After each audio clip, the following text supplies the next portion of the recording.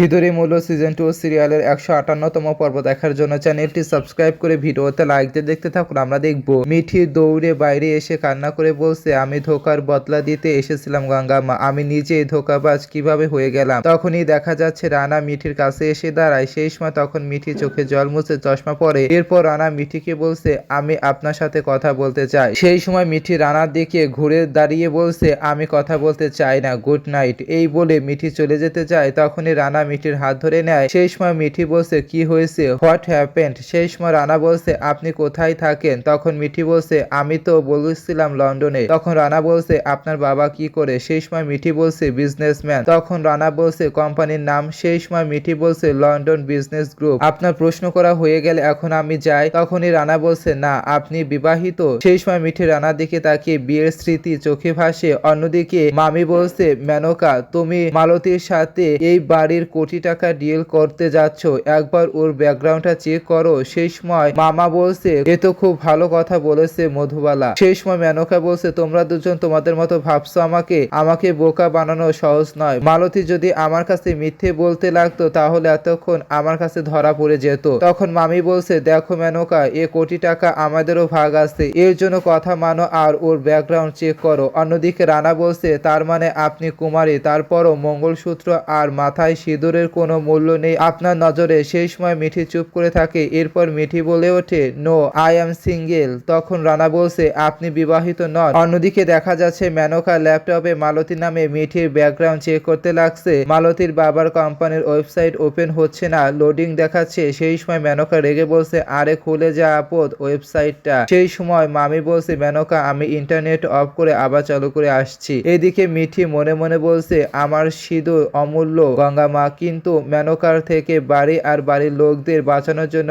আমার রানার কাছে মিথ্যে বলতে হবে। সেই সময় মিঠি রানাকে বলছে, আমার জন্য এই সিঁদুর মঙ্গলসূত্র এই সবকিছুর কি ভ্যালু হবে, আমার তো বিয়েই হয়নি, কোনো ভ্যালু নেই। তখনই রানা মুচকি হেসে সিঁদুর কৌটো আর মঙ্গলসূত্র মিঠির সামনে আনে আর বলছে, তো এ মঙ্গলসূত্র আর সিঁদুর কৌটা আপনার ঘরে কি করছিল, আপনার না হলে অন্য কারো হবে। কি বলেছিলেন আপনি, আপনার না, আপনি যখন কুমারী তো এটার কি ভ্যালু, একটা কাজ করি, এটা ফেলে দেই। এই বলে রানা সিঁদুর কৌটো মঙ্গলসূত্র ছুঁড়ে ফেলে। তখন মিঠি দৌড়ে গিয়ে মঙ্গলসূত্র আর সিঁদুর কৌটো ধরে নেয়, পড়ে যেতে দেয় না। এদিকে রানা চোখে জল। এরপর রানা মিঠির কাছে এসে বলছে, কি হয়েছে, আপনার নজরে তো এটা কোনো ভ্যালু ছিল না। তখন মিঠি বলছে, না রানা, এই সিঁদুর আমার জন্য অনেক মূল্যবান, আমার জান থেকে প্রিয়। এই বলে মিঠি থেমে যায়। সেই সময় রানা মুচকি হেসে মিঠির দিকে তাকিয়ে থাকে। এরপর মিঠি চোখ থেকে চশমা খোলে। তখনই রানা মিঠির মাথা থেকে ওড়না টেনে সরিয়ে ফেলে। সেই সময় মিঠির আসল চুল সহ সিঁথিতে সিঁদুর দেখা যায়। এরপর মিঠি কান্না করে রানার দিকে তাকিয়ে থাকে। সেই সময় রানা কান্না করে বলছে,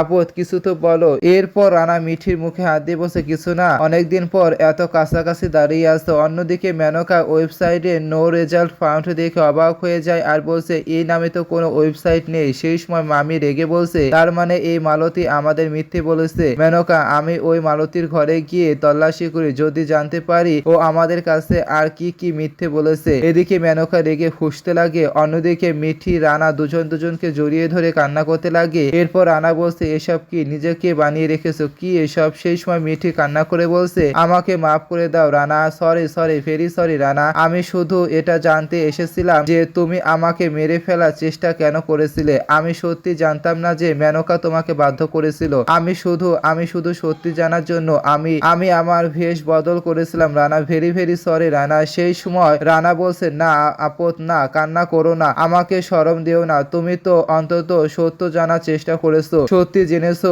তুমি সকাল বিকাল সব সময় সরি বলো, কিন্তু আমাকে ছেড়ে যেও না ইয়ার, তোমাকে ছাড়া এ রানা থাকে না, তুমি আন্দাজও করতে পারবে না আমার তোমাকে কতটা মনে পড়েছিল। এই আপদ, মন থেকে সরি। এই বলে কান ধরে রানা। তখন মিঠি বলছে, প্লিজ সরি বলো না রানা, তুমি যা কিছু করেছো মা বাবা পুরো ফ্যামিলিকে বাঁচানোর জন্য করেছো, ঠিক করেছো রানা। সেই সময় রানা বলছে, ঠিক তো, আমরা মিলে করবো আপদ। তখন মিঠি বলছে, আমি তোমার থেকে বদলা নিতে এসেছিলাম রানা, কিন্তু আমি আর তুমি মিলে মেনকার সাথে আমাদের বাড়ির জায়গা সবকিছু ফিরিয়ে নেব, ওর জন্য আমি আমার ভালোবাসার উপর সন্দেহ করেছি। এরপর মিঠি মনে মনে বলছে, এবার তো মেনকাকে কঠিন থেকে কঠিনতম শাস্তি দেব। অন্যদিকে মেনকা মামা মিঠির ঘরে আসে আর সব জায়গায় খুঁজতে লাগে মালতীর পরিচয় বিষয় কিছু জানতে পাওয়া যায় কি না। সেই সময় মেনকা রেগে বলতে লাগে, ধোকা দেওয়া আমার শিরায় শিরায়, আর এই মালতী আমাকে ধোকা দেবে। এদিকে মামি বলছে, এই লাচ্চুর বাবা দেখো না আলমারির উপর জলদি আসো না। এই বলে তখন খুঁজতে লাগে। এদিকে মেনকা অনেকগুলো কাঠের সাথে নাম্বার দেখে নাম্বারগুলো চেক করতে লাগে। তখন মিঠি ঘরে এসে রেগে চিৎকার দিয়ে বলছে, মিস মেনকা। তখন বাড়ির সবাই সেই ঘরে আসে। এদিকে মিঠি রেগে চিৎকার করে বলছে,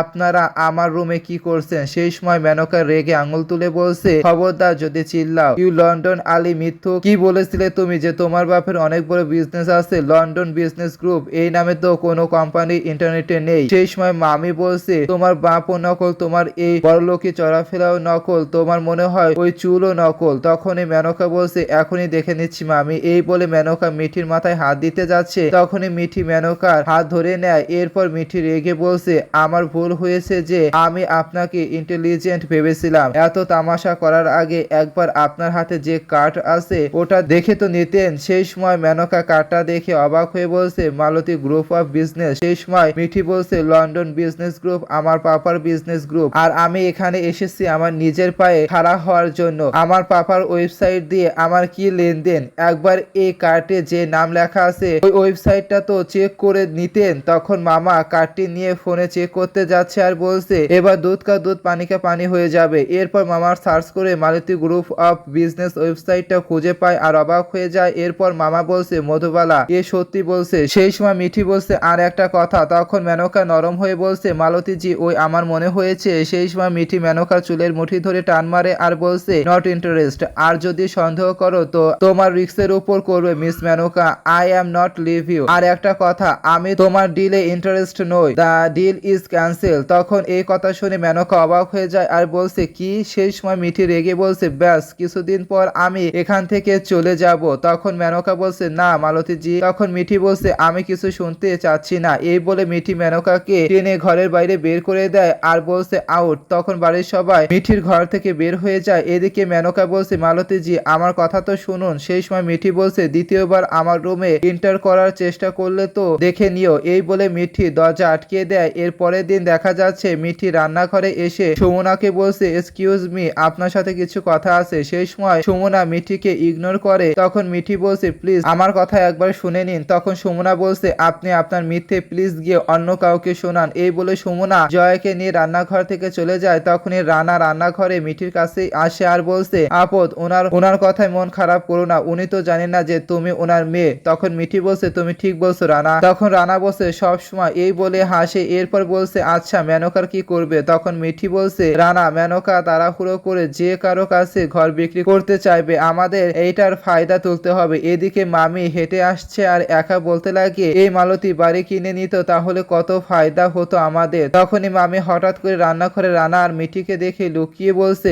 এ রানা আর মালতী কি কথা বলছে? এই বলে কান পাতে। এদিকে মিঠি বলছে, ওনার টাকা ওনার পরিশ্রমের কামানো টাকা আমাদের ফিরিয়ে আনতে হবে রানা, কিছু তো করতে হবে। এদিকে রান্নাঘরে প্রেসার কুকার সিটি বাজতে লাগে। তখন মামি বলছে, কিছুই তো শুনতে পেলাম না, কিন্তু এটা তো বুঝতে পারলাম যে ওরা দুজনে হাত মিলিয়ে নিয়েছে।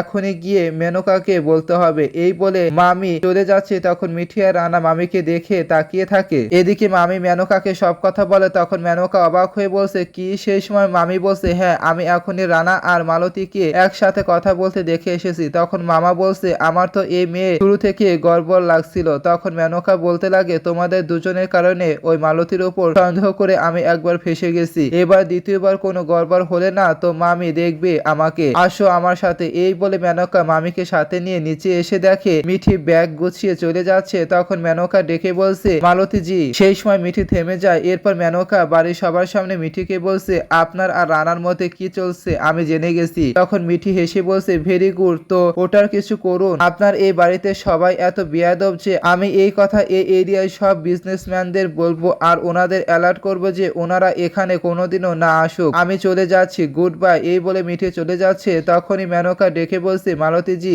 এক মিনিট, কিন্তু আপনি যাচ্ছেন কেন? তখন মিঠি বলছে, সবচেয়ে প্রথম তো আপনি আমার উপর সন্দেহ করেছেন আর তারপর মিস্টার রানা আমাকে ইনসাল্ট করেছে। সেই সময় মেনকা অবাক হয়ে বলছে, কি? কিন্তু আমি তো মনে করেছি আপনি আর রানা বন্ধু হয়ে গেছেন। তখন মিঠি বলছে, what? Oh my god miss Menaka, আমি ভূতকে বন্ধু বানিয়ে নেব, বাট মিস্টার রানা নেভার। তখন মেনকা মনে মনে বলছে, ও তো রানাকে ঘৃণা করে, মামির বাচ্চা। সেই সময় মিঠি মনে মনে বলছে, তুই তো তো ফেসে গেছিস মেনকা। এরপর মিঠি বলছে এই বাড়িতে যাকে দেখি আমার উপর সন্দেহ করে, আমার সাথে বেয়াদবি করে কথা বলে, আমাকে অপমান করে, আমি এই বাড়িতে থাকবো না, আমার এই ডিল ক্যান্সেল। তখন মেনকা বলছে আরে মালতী জি সরি, ভেরি সরি, দেখো আমাকে আর একটা সুযোগ দাও, আপনি যা বলবেন আমি তাই করবো প্লিজ। তখন মিঠি বলছে পাক্কা? সেই সময় মেনকা বলছে হ্যাঁ হ্যাঁ পাক্কা। তখন মিঠি বলছে ফাইন, মিস্টার রানাকে এই বাড়ি থেকে বের করে দিন। তখন এই কথা শুনে মেনকা অবাক হয়ে যায়। তো বন্ধুরা কেমন লাগলো কমেন্টে জানিয়ে দেবেন।